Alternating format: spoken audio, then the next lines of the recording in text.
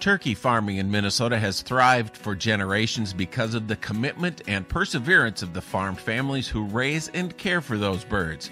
Success also requires innovation and a willingness to sometimes chart your own path. For the Peterson family of Cannon Falls, their path began nearly a century ago.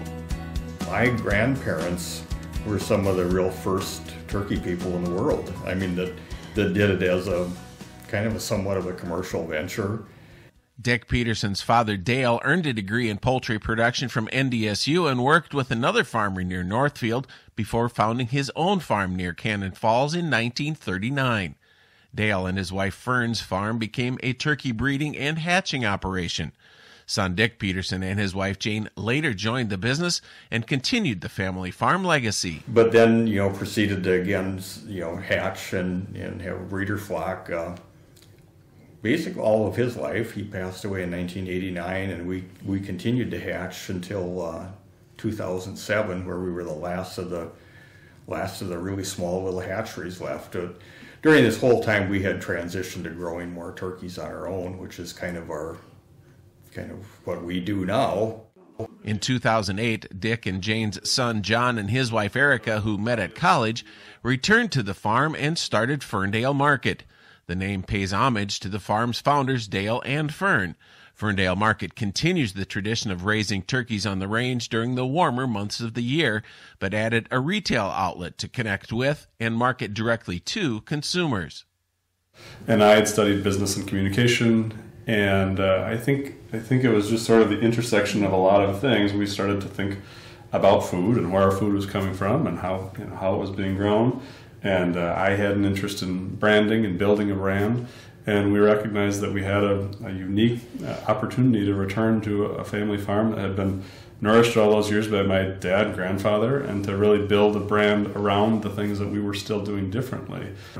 Neither Jane nor Erica had grown up raising turkeys, but they soon fell in love with the lifestyle. We met at St. Olaf College.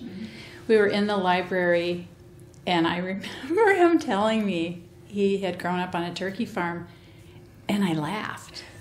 I can't believe I laughed, but I just was so surprised. I had not expected that. And then I do recall the first few visits here thinking it was really beautiful here, just lovely. And right away we started our habit of taking a lot of walks, walking on the farm, and so yeah, it's been great. And I too, when I came here, the first time and times after that, also thought it was so beautiful and walked a lot on the farm. And yeah, that's always been kind of what we all do. Yeah. The Petersons are not only a multi-generational farm. John is the third generation Peterson to serve on the Minnesota Turkey Growers Board of Directors. The opportunity to meet fellow farmers and grow the industry has been rewarding.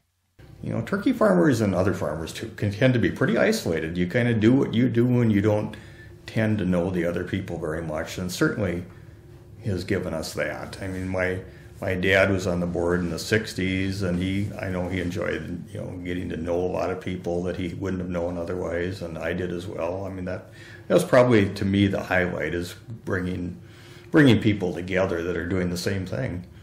And some view it as competitors. I don't think most turkey people think of themselves as competitors. They think of themselves as people in the same boat.